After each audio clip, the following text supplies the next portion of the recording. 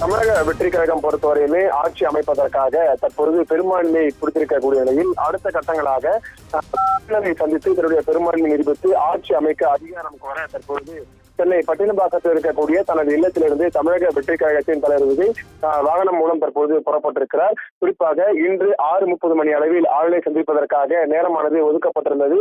ஆனால் விடுதலை சிறுத்தைகள் கட்சியிலிருந்து ஆதரவு கடிதம் கிடைப்பதற்கு காலதாமதமான காரணத்தினால் தற்போது ஒரு அரை மணி நேரமானது ஆளுநர் சந்திக்கும் நேரமானது மாற்றமடைந்தது.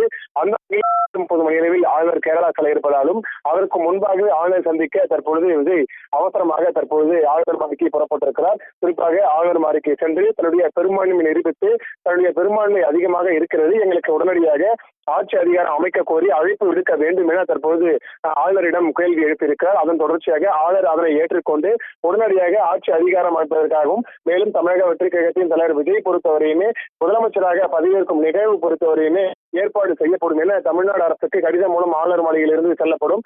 அந்த கடிதத்தின் மூலம்தான் தமிழ்நாடு அரசு சார்பாக முதலமைச்சர் பதவியேற்கும் நிகழ்வு பொறுத்தவரையுமே ஏற்பாடுகள் தீவிரமாக செய்யப்படும். அந்த வகையில் சென்னை நேரு விளையாட்டு அரங்கில் பார்த்தோம் என்றால் அதற்கான பணிகள் பொறுத்தவரையுமே தீவிரமான முறையில் ஒரு பக்கம் நடைபெற்று வந்து பாதியில் நின்று கொண்டிருக்கிறது. அந்த வகையில் அந்த பணிகள் முழுவதுமே இன்று இரவு முதலிலே தொடங்கி நடைபெறுவதற்கான வாய்ப்புகள் இருப்பதாகவும் கூறப்பட்டிருக்கிறது.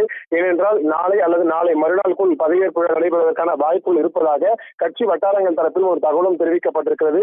அந்த வகையில் பெரும்பான்மையாக ஞாயிற்றுக்கிழமை அன்று இந்த பதவியேற்பு விழா, அதாவது தமிழக வெற்றி கழகத்தின் தலைவர் விஜய் தமிழக முதலமைச்சராக பதவியேற்பு விழா நடைபெறுவதற்கான வாய்ப்புகள் இருப்பதாகவும் ஒரு பக்கம் கூறப்பட்டிருக்கிறது.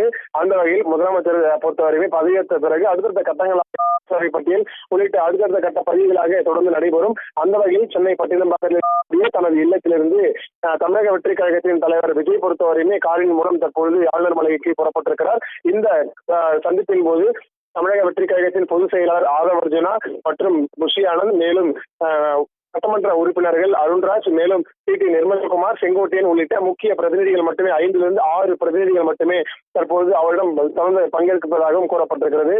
கிட்டத்தட்ட இன்னும் ஒரு 10 முதல் 15 நிமிடங்களில் ஆளுநர் மாளிகையை சென்றடைந்த பிறகு ஆளுநரை சந்தித்து தன்னுடைய பெரும்பான்மையாக இருக்கக்கூடிய மொத்தமாக 119 தொகுதிகளை அறிவித்த பிறகு அதனை காண்பித்து அவர்கிட்ட அந்த கடிதத்தை கொடுத்துவிட்டு தன்னுடைய கூட்டணியில் பார்த்தோம் என்றால் தமிழகத்தில் தமிழ்நாடு காங்கிரஸ் கமிட்டி மற்றும் இந்திய கம்யூனிஸ்ட் கட்சி மற்றும் மார்க்சிஸ்ட் கம்யூனிஸ்ட் கட்சி, மேலும் விடுதலை சிறுத்தைகள் கட்சி உள்ளிட்ட 4 கட்சிகள் கூட்டணியாக இருக்கிறது. 4 கட்சி கூட்டணிகள் இணைத்த பிறகு தன்னுடைய தொகுதிகள் பொறுத்தவரையுமே 119 இருக்கிறது. குறிப்பாக ஆட்சி அமைப்பதற்காக 118 தொகுதிகள் போதுமானது. ஆனால் கூடுதலாக இன்னும் ஒரு தொகுதி இருக்கிறது. ஆக மொத்தம் என்னுடைய பெரும்பான்மை நான் காண்பித்து விட்டேன், உடனடியாக எங்களுக்கு பதவி பிரமாணம் செய்வதற்கான நிகழ்ச்சிக்கான அனுமதி வழங்க வேண்டும், மேலும் அதற்கான அழைப்புகளை உடனடியாக எங்களுக்கு வழங்க வேண்டும் என்ற கேள்விகளையும் ஆளுநரிடம் கட்சியின் தலைவர் விஜய் பொறுத்தவரையுமே முன்வைப்பதற்கான வாய்ப்புகள் இருப்பதாகவும் கூறப்பட்டிருக்கிறது. இந்த பதிவுகள், அதாவது தன்னுடைய இந்த ஆளுநர் பதவியை பொறுத்தவரை தெரிவித்த பிறகு அங்கிருந்து காரின் மூலம் அங்கிருந்து சென்னை டி நகரில் இருக்கக்கூடிய மார்க்சிஸ்ட் கம்யூனிஸ்ட் கட்சி மற்றும் இந்திய கம்யூனிஸ்ட் கட்சி உள்ளிட்ட தலைமை அலுவலகத்திற்கு வர இருக்கிறார். இங்கு ஏன் வர இருக்கிறார் என்று பார்த்தோம் என்றால் கூட்டணி கட்சிகளாக ஆதரவு கொடுக்கப்பட்டிருக்கிறது. அந்த வகையில் பிசிக மற்றும் இந்திய கம்யூனிஸ்ட் கட்சி, மேலும் மார்க்சிஸ்ட் கம்யூனிஸ்ட் கட்சி முக்கிய 3 தலைவர்கள் பொறுத்தவரையுமே இந்த மார்க்சிஸ்ட் கம்யூனிஸ்ட் கட்சி அந்த வகையில் அந்த அலுவலகத்திற்கு சென்று ஒவ்வொரு முக்கிய தலைவர்களும், அதாவது ஒரு பக்கம் வீரபாண்டியன், இன்னொரு பக்கம் சண்முகம், இன்னொரு பக்கம் விசிக தலைவர் திருமாவளவன் 3 முக்கிய தலைவர்களை நேரில் சந்தித்து நீங்கள் எங்களுக்கு ஆதரவு கொடுத்ததற்கு மிகவும் நன்றி என்ற ஒரு வாழ்த்துக்களையும் சொல்வதற்காகவும் நன்றி கடன் பட்டிருப்பதாக அந்த வாழ்த்துக்களை தெரிவிப்பதற்காக கட்சியின் தலைவர் விஜய் பொறுத்தவரையுமே இங்கே வரவிருப்பதாக கூறப்பட்டிருக்கிறது.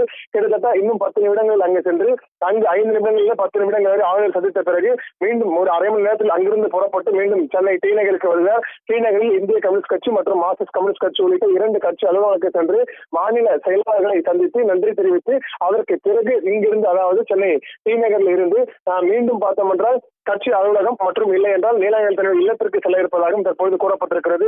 இதனை கொண்டாடும் விதமாக தமிழ்நாடு முழுவதும் தமிழக வெற்றி கழக நிர்வாகிகள், தமிழ்நாடு காங்கிரஸ் நிர்வாகிகள், விடுதலை சிறுத்தைகள் கட்சி நிர்வாகிகள் இந்திய முஸ்லீம் லீக் ஒரு கூட்டணியாக வருவதற்கான வாய்ப்பு இருப்பதாகவும் கூறப்பட்டிருக்கிறது. அது தனிப்பட்டவர்கள் இருக்கிறது.